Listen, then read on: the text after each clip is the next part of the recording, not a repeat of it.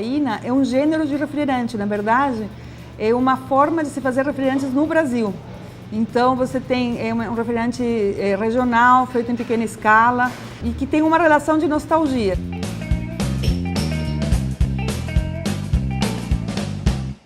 A infância é um território que todo mundo quer voltar, independente da idade.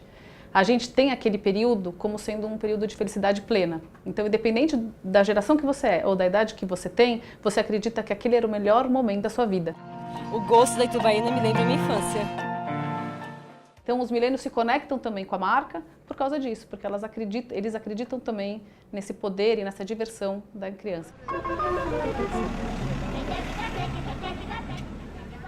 Os refrigerantes no mundo todo são uma alegria. Na verdade, a água com gás, né, e as bolhas sempre ficaram, até desde o champanhe, né, com aquela ligação da felicidade. Então, o refrigerante também é felicidade, mas é felicidade sem álcool.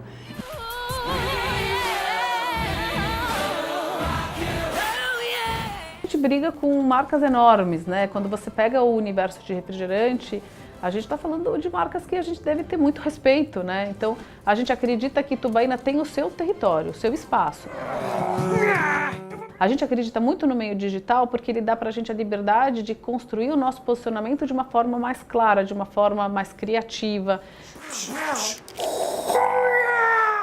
E, sem dúvida, de não entrar num embate com uma marca enorme que a gente respeita muito. Quando o bar abriu, a gente tinha mais ou menos uma conta de uns 500 produtores de refrigerante.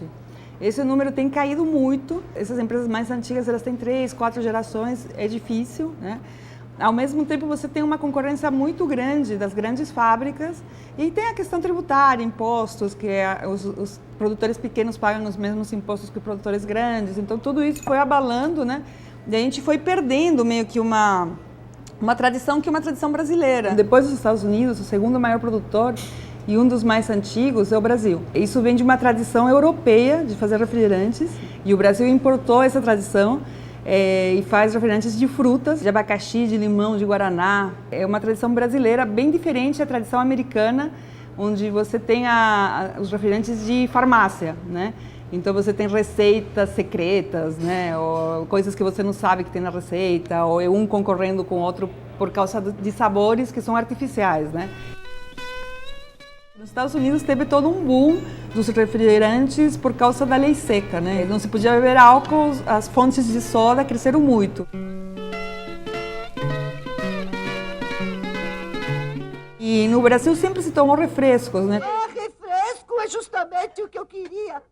Conversando com produtores, etc., a gente chegou muito longe. A gente chegou em Piracicaba em 1896. E aí o fundador da empresa, ele criou um refrigerante de tutti-frutti e ele deu esse refrigerante para o filho dele, que mais tarde se tornou um intelectual piracicabano muito importante, que foi o Tales de Andrade. E o Tales de Andrade, pequenininho, com 6 anos, ele experimentou o refrigerante feito pelo pai e ele falou assim: pai, isso aqui é muito cotuba. Cotuba, a gente descobriu que é uma palavra tupi-guarani, que quer dizer poderoso ou corajoso, e que no século XIX era sinônimo de bacana. E aí o pai dele, surpreso assim, com a reação do menino, ele falou assim: cotubaína, né? E aí ele inventou a cotubaína, que deu origem a todas as tubaínas que a gente conhece. É legal. Na década de 90, houve uma coisa meio desleal das grandes indústrias de refrigerantes, que começou a atacar as tubaínas como se fossem coisas como contrabando, pirataria, coisas de má qualidade. Então, nessas décadas, isso se associou a uma coisa de má qualidade. Então, ainda você encontra pessoas que dizem: ah, tubaína é um refrigerante ruim, ou eu não tomo tubaína porque é ruim. Mas, na verdade, quem conhece sabe que esses são os melhores refrigerantes que tem. Aqui, por exemplo, de abacaxi, tem 10% de sucos. Estamos todos mais conscientes em relação à nossa saúde, de sempre trazer produtos com menos calorias, opções com menos calorias. Itubaína foi lançado em 1954. Quando a gente fala em estratégia de comunicação, o boca a boca foi uma ferramenta muito importante, genuinamente porque ela tinha uma história verdadeira. Então, em 2008 a gente lançou a Itubaína Long Neck Retrô e depois essa identidade visual foi reformulada para toda a linha de produtos, já foi em 2015. E de 2015 até hoje a gente conseguiu construir, principalmente através do meio digital, comunicação que trouxesse à tona realmente essa conexão com a felicidade e a diversão de quando você é criança. Que foi? Vocês estão pensando que é só vocês que têm sonho de criança?